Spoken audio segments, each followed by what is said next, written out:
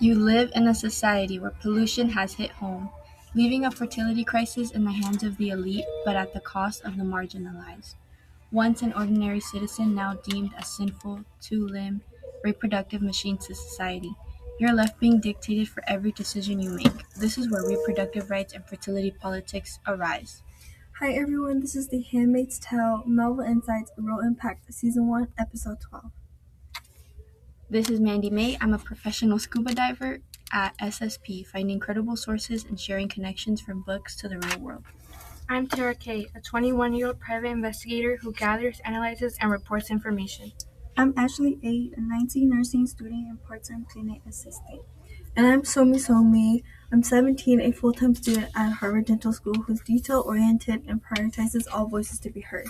Some things to expect today: we'll be going through an analysis we've produced through the events in The Handmaid's Tale that are associated with reproductive rights and fertility politics.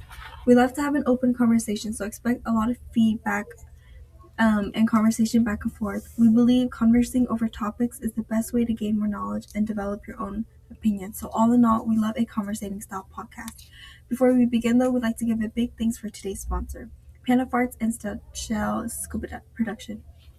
Did you know donating $1 can save our precious vulnerable pandas from further vulnerability? Due to their low nutrient bamboo diet, they need to consume 45 to 80 pounds of bamboo daily. However, due to modernization throughout their habitat, they're losing their main source of nutrients. So be a baller and spend $1. Now let's dive into our next sponsor, Shell Scuba Production. Right now they're offering adult classes in childcare where you get the opportunity to learn the skill of your dreams. Scuba! In person, one-on-one, just you and your instructor. Use code 0430 to get $67 off your first lessons. So there's this girl named Alfred. Think of her as modern-day Priscilla. I'm not too modern. Priscilla was with Elvis Presley, a man evidently older than her. No one batted an eye. No one was against it. No one did anything because it was, quote, normal. Wait, who's Alfred? And how does she relate to Priscilla? Oh, I was getting there, but someone interrupted me. Anyways, Alfred is the female protagonist in The Handmaid's Tale who, likewise Priscilla, during the time of the events, never spoke out. Even more, no one in society spoke out, nor against what was going on, because it's normalized. In The Handmaid's Tale, women who are deemed as sinful based on whether they've been divorced, have committed adultery, homosexual, or hold a non-traditional job are forced into the role of a handmaid. Wait, what's a handmaid?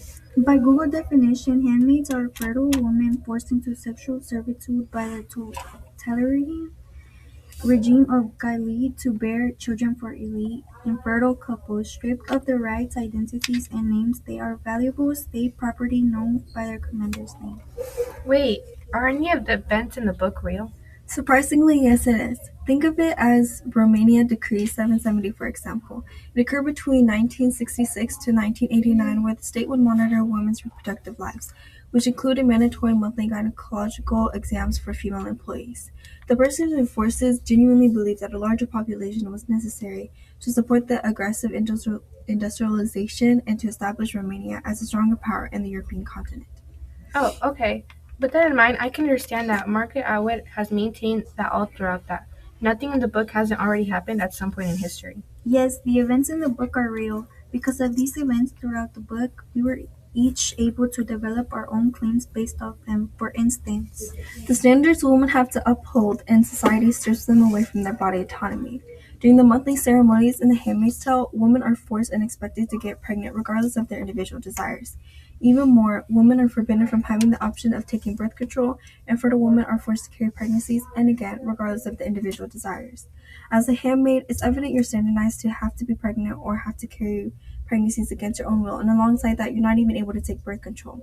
We see this in real life when Roe v. Wade case was overturned, ending the constitutional right to an abortion. This led to near total bans in over a dozen states, and even under circumstances where women are on the brink of dying or can't afford to provide a child with a good guaranteed life. You would think the same people who value the fetus so much that they overturned Roe v. Wade would value life beyond that.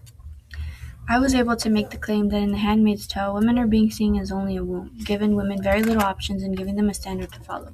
If a woman cannot conceive, she is labeled as unwoman and essentially tossed away to the toxic colonies, meaning her life only has value if her womb isn't functioning.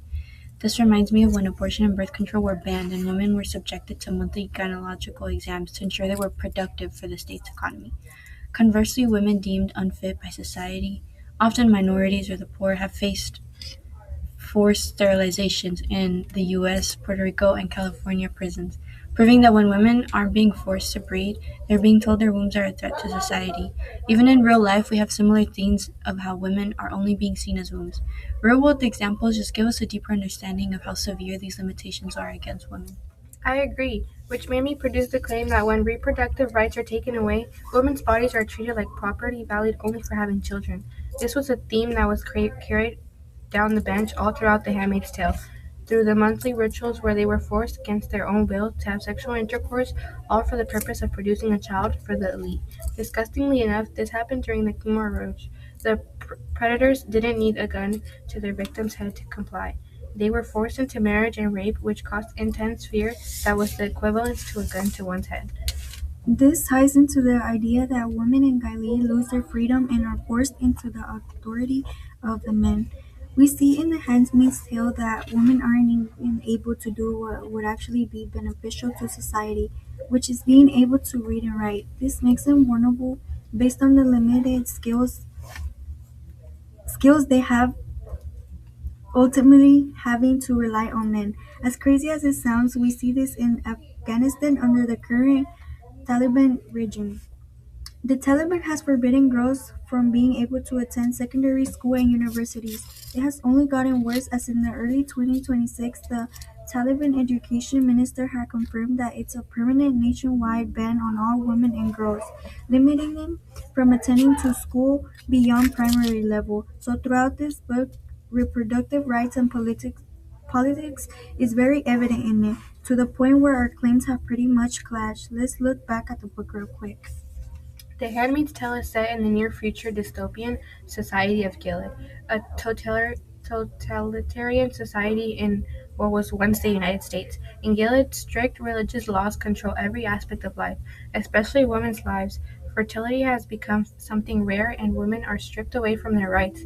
The story follows Offred, a woman forced to become a handmaid, whose sole responsibility is to bear children for the ruling class. Offred lives under constant surveillance and must navigate through strict rules and regulations. She wears this red uniform that symbolizes her role and lives in the commander's household, where she's subjected to monthly ceremonies designed to make her conceive. Despite the oppression she reflects on her past life, her family, and freedom she had lost. Offred then begins forming secret connections that give her hope, one being a risky friendship with the commander and secretly meeting him in forbidden situations. She also connects herself with Offglen, who's another handmaid, who introduces her to a resistance group called Mayday. These relationships show her inner rebellion and desire for freedom. As tension escalates, Offred faces increasing danger. The story ends unclear where the secret police arrive to take her away, leaving readers unsure whether she will be punished or rescued. The novel ends with a reminder of the dangers of totalitarian control and the resilience of hope. With that being said,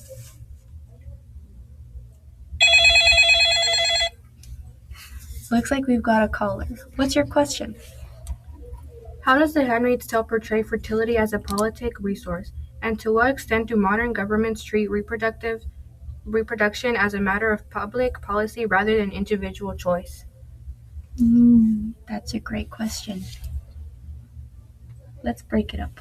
How does The Handmaid's Tale portray fertility as a political resource?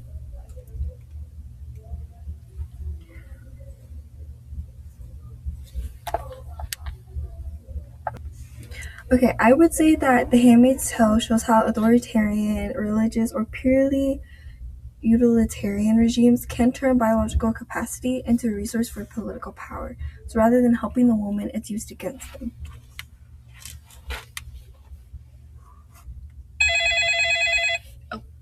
We've got another caller. In what ways do criticisms such as declining birth rates or environmental factors shape policies around reproduction, and how does Atwood's depiction of Gilead reflect on exaggerate these real-world responses? That's a really heavy question, thank you. Atwood's The Handmaid's Tale honestly serves as a cautionary tale by taking existing anxieties about declining birth rates and the environmental decay and following them to a dystopian extreme. It kind of reflects the real-world tendency to view women's bodies as tools like for state-managed reproduction. We've got another caller. To what extent can policies intended to address fertility issues balance collective societal needs with individuals' rights, and how does The Handmaid's Tale challenge or complicate this balance? Good question. The Handmaid's Tale serves as a cautionary tale that emphasizes the importance of safeguarding individual bodily autonomy against state interference. It shows that when reproductive rights are sacrificed, the result is the utter subjugation of women and the destruction of the very humanity society intends to protect. If this is something you believe needs to be addressed more than it already is, we encourage you to speak to representatives who uphold these same values. To name a few: Diana DeGee, Ayanna Presley, Judy Chu, Lizzie Flechter, Julie Johnson, and Jasmine Crockett. We want to thank you for listening to our podcast over reproductive rights and fertility politics. We value everyone's autonomy and we encourage you to do the same. A world where other hands and voices speak for your body is not a world no one would want to live in. Bye, guys. Bye. Bye.